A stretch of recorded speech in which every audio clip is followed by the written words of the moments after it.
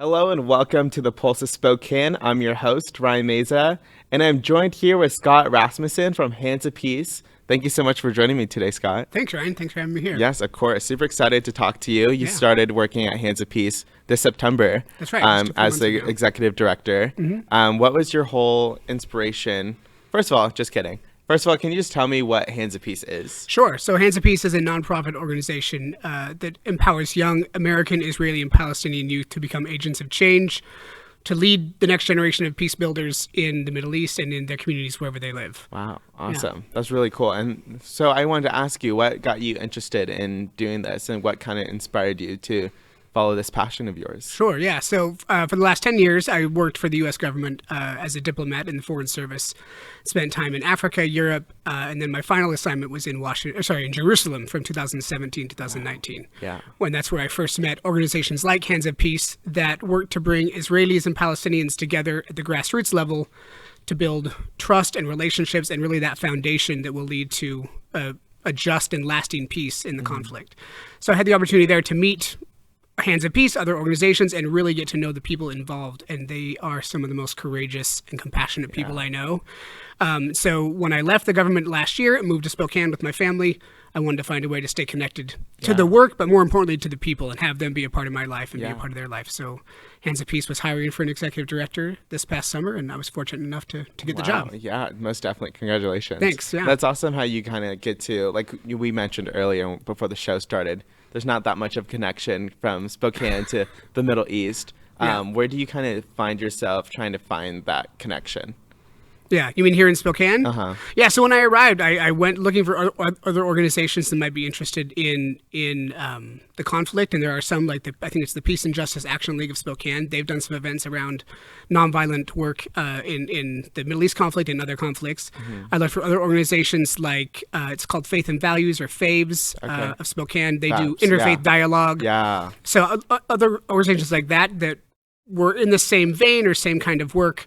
And connected with some of them and met those individuals. They do some great work. They do. There. I covered them for a story over at Fabes, and they had such great dialogue, such great conversations, a great panel. So they're definitely doing great things here in Spokane as well.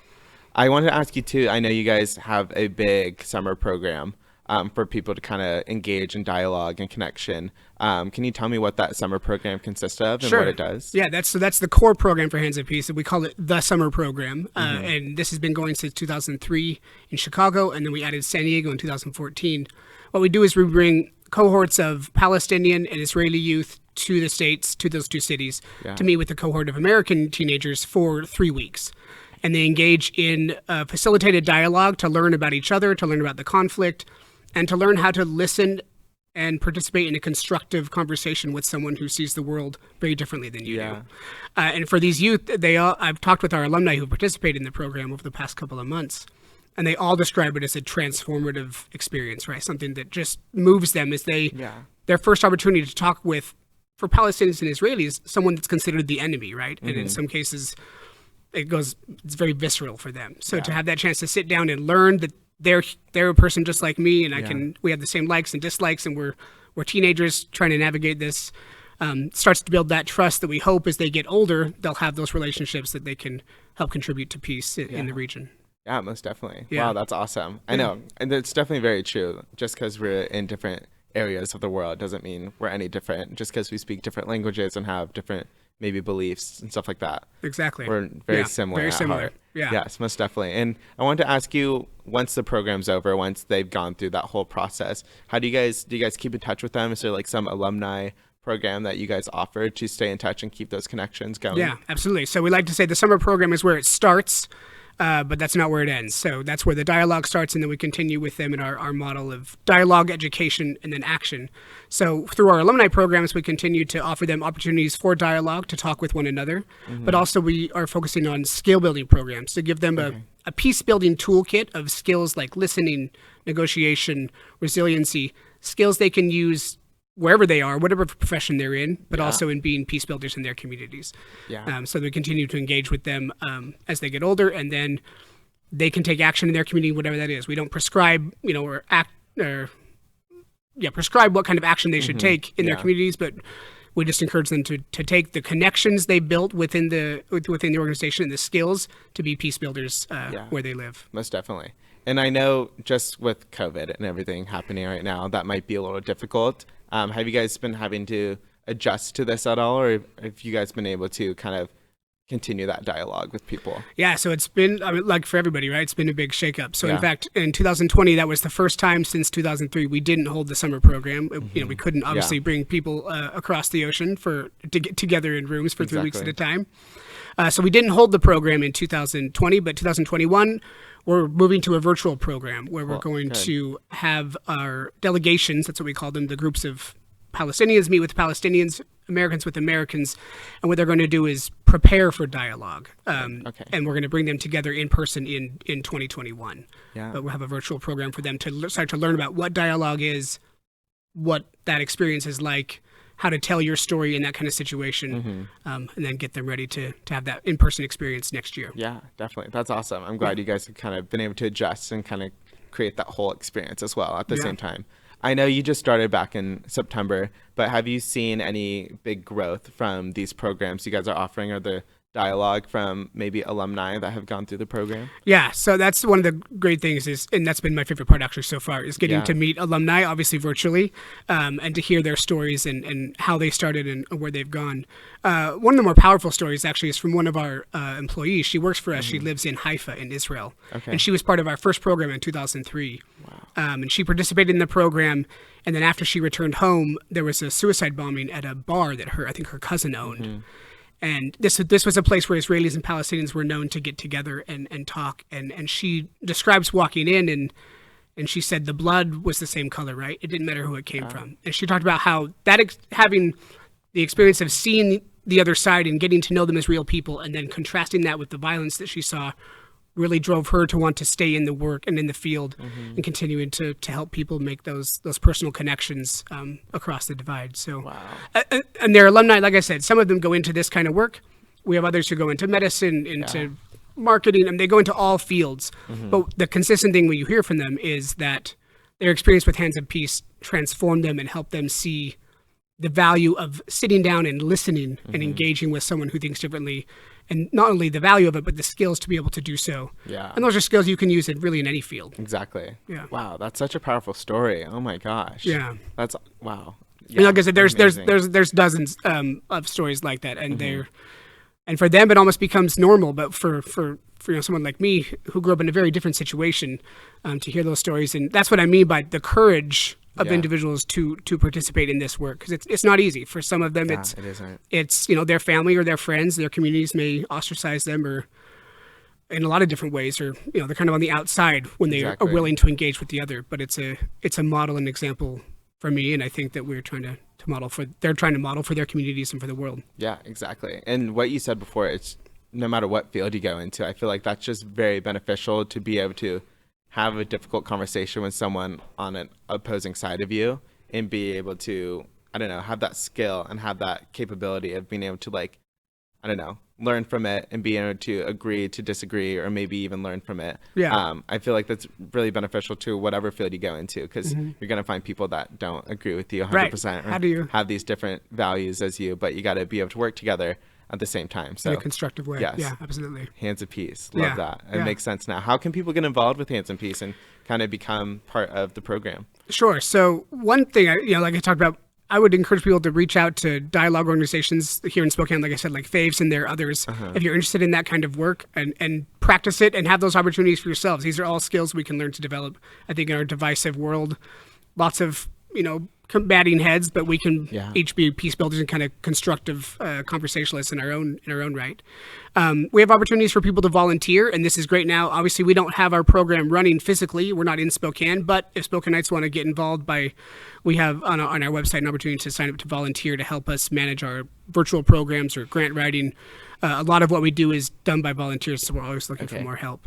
And one of the great things we offer that I think people should take a look at, and this is kind of looking past COVID a little bit, is we offer what we call multi-narrative trips to Israel and Palestine, where we work with an organization called Mejdie Tours, a tour company that takes a group of about 35 people to the region.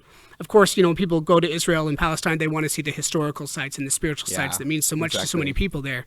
But we also give the opportunity to talk to Palestinians and Israelis who are engaged in the conflict, some who are working for peace, some who are working maybe not for peace on the other side, and really to kind of learn about the multiple and sometimes conflicting narratives around the conflict. And that was the experience I had living there for 2 years. And I encourage anybody who has a chance to do this kind of trip.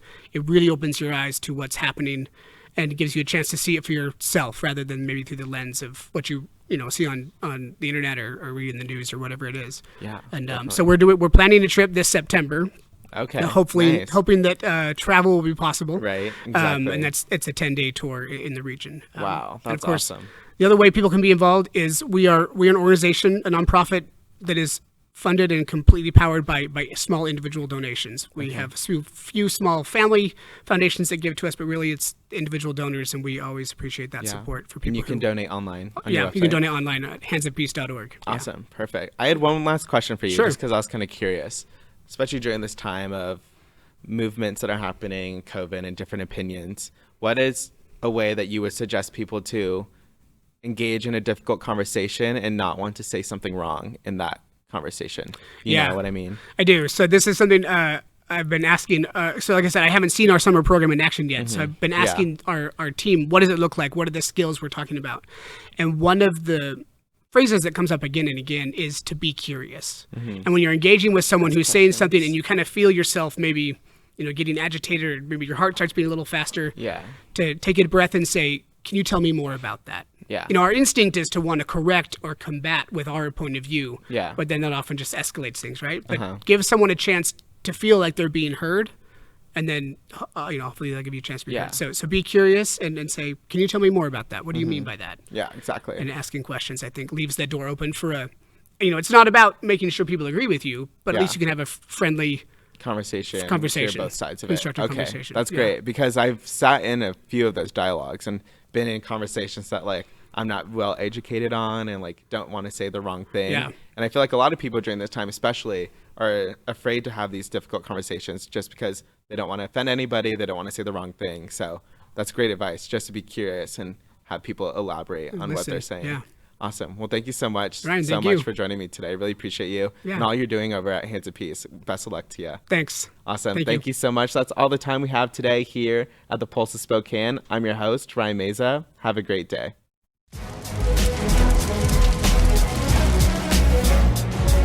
Well, this is Bloomsday in Spokane. We got about 40 firefighters and their friends and family handing out 40,000 cups of water as the day goes by. It's a very good opportunity to see the public and support them and help them out and cheer them on during Bloomsday. It's one of the best things about Spokane is that we have these major events and the whole community comes together not just to participate, but to volunteer and show that they really care about our city and making our city look great.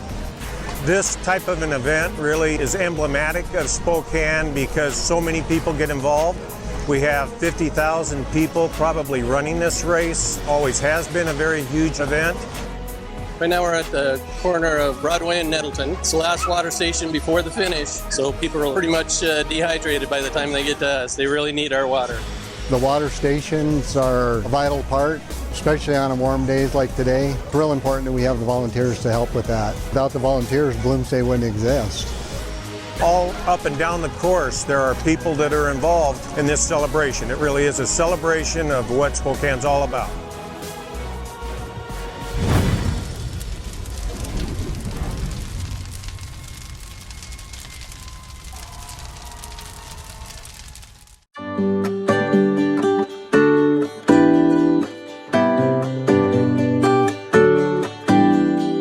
Welcome to Apex Plaza, Spokane's one-stop cannabis destination. Apex Cannabis features thousands of economy, value, and luxury cannabis products.